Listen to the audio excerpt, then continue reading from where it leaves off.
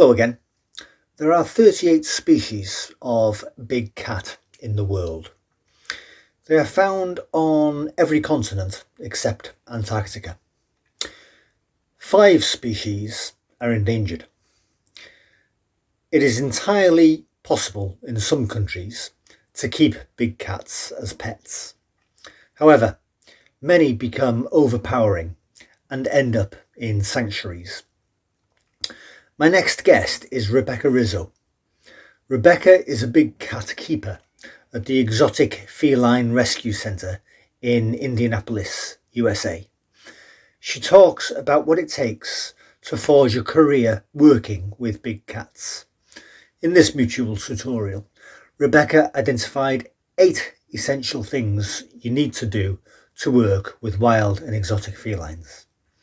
I began by asking her why someone becomes a big cat keeper. They do it for the passion. They do it for the animals. We all get in this field because we feel that we want to help. If we were talking about farm animals, you'd be able to divide the keeping of farm animals up into a year. Can you describe for me a year in the life of a big cat keeper? Well, it's difficult to describe a year because every day is different as far as being a big cat keeper goes, because you never know what's going to happen with these guys. No 2 days are ever the same. In general, it is a lot of hard work. It is a lot of, no matter what the weather is, if it's 90 degrees or if it's below zero, these animals need to eat. They need their enclosures cleaned. They need to be made. We need to make sure that they are properly cared for in every way possible. So there's a lot of hard work that goes into that. And so it's just so hard for me to put it into a year with it, like I said, because every day is different. How does a person start a career with big cats, Rebecca?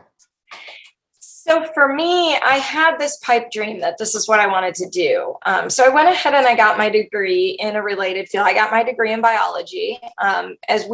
Most places where you work with animals do require you to have a degree in some sort of related field: zoology, biology, animal science, something along the lines of that.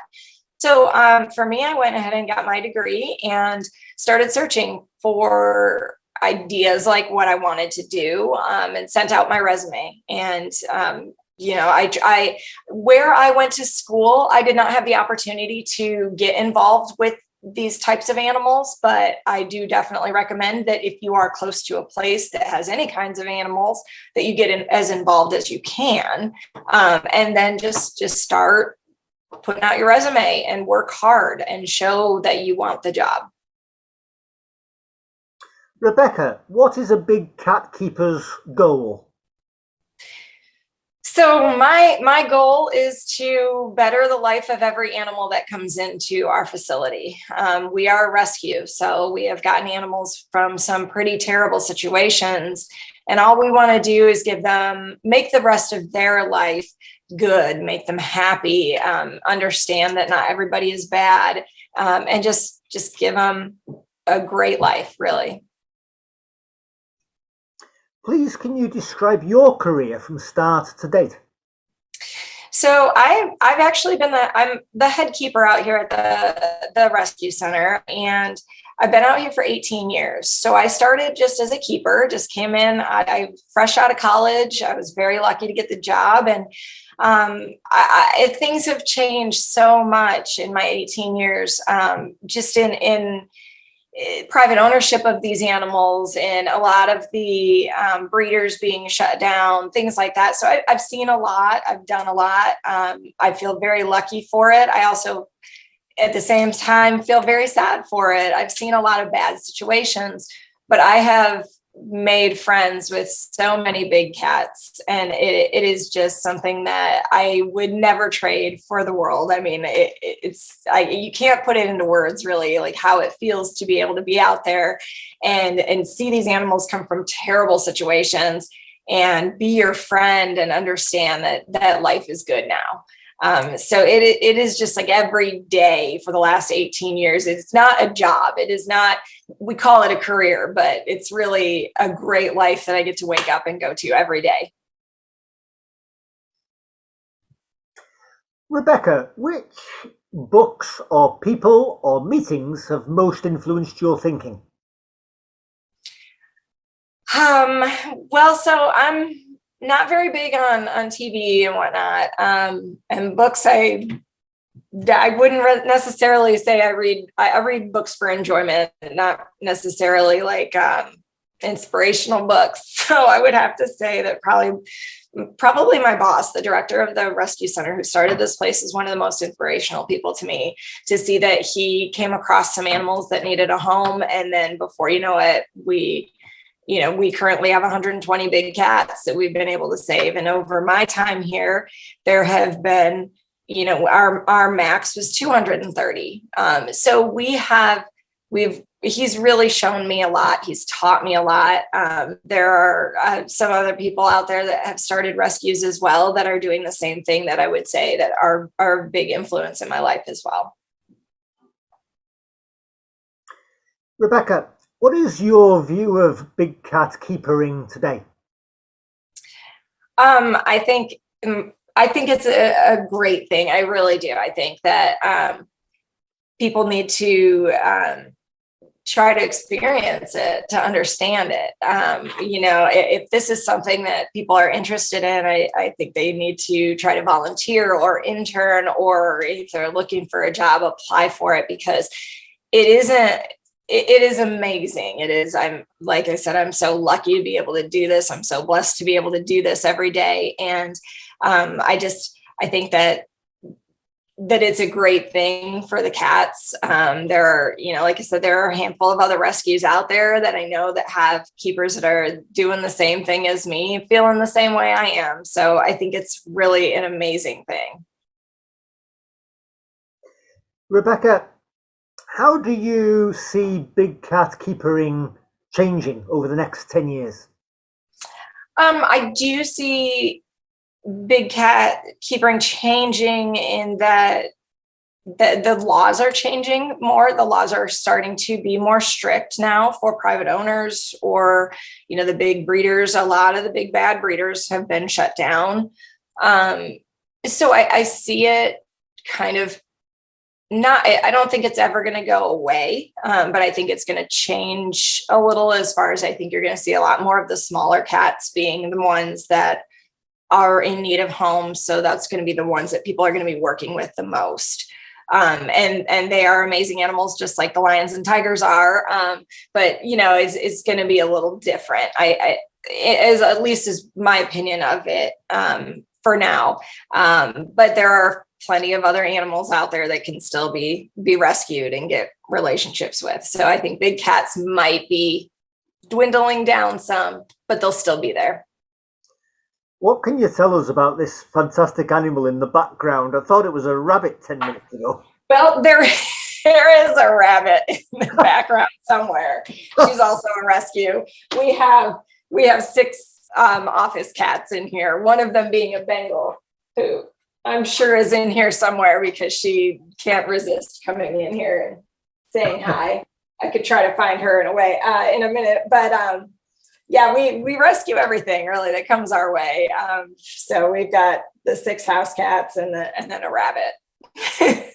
I'm a reasonably highly qualified chap, and I've been around a bit, but I don't think I'm ever going to live down having confused a cat for a rabbit.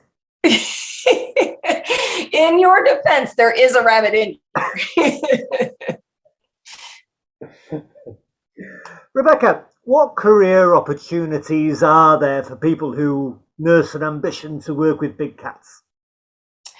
So there's definitely internships available out there where you can spend your summer, getting to learn what it is that we do here at our facility or other places even.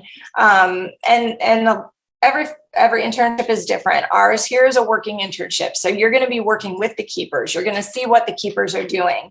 You might not necessarily be doing everything with us, but most of it is so that you get an idea for what it is that we're doing, and maybe you want to do it, or maybe it's going to rule out that that's what you don't want to do.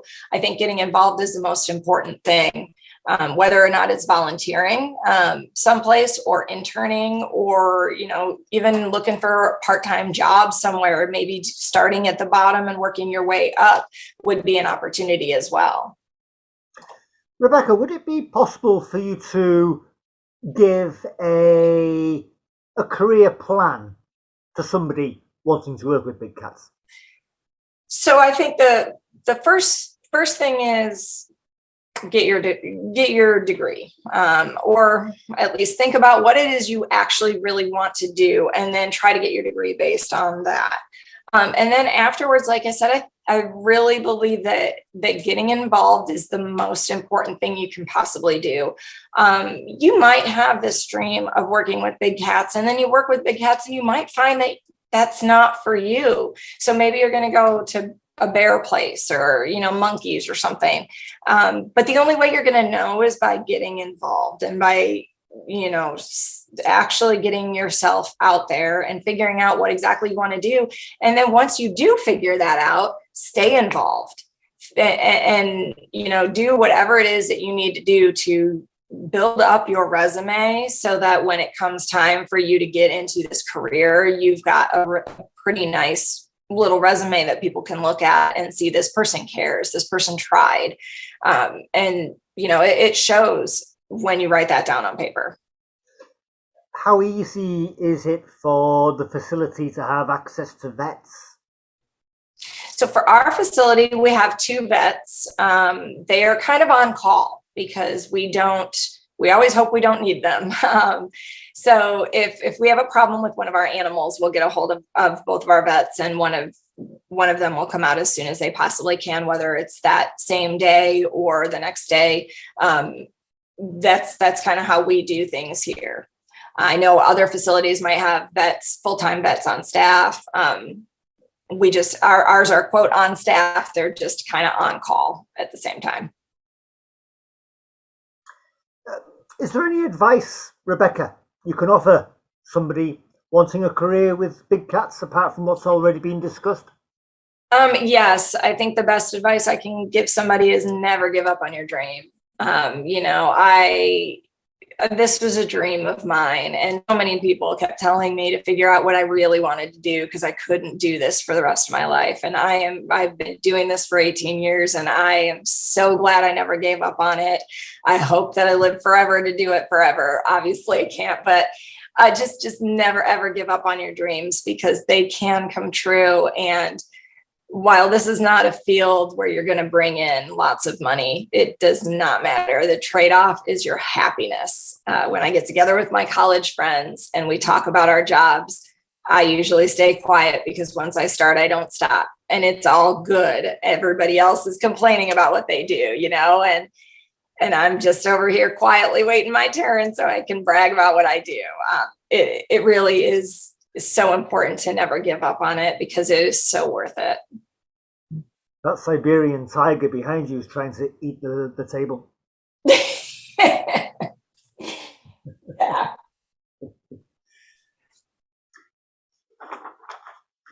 Rebecca, is there anything that you'd like to add?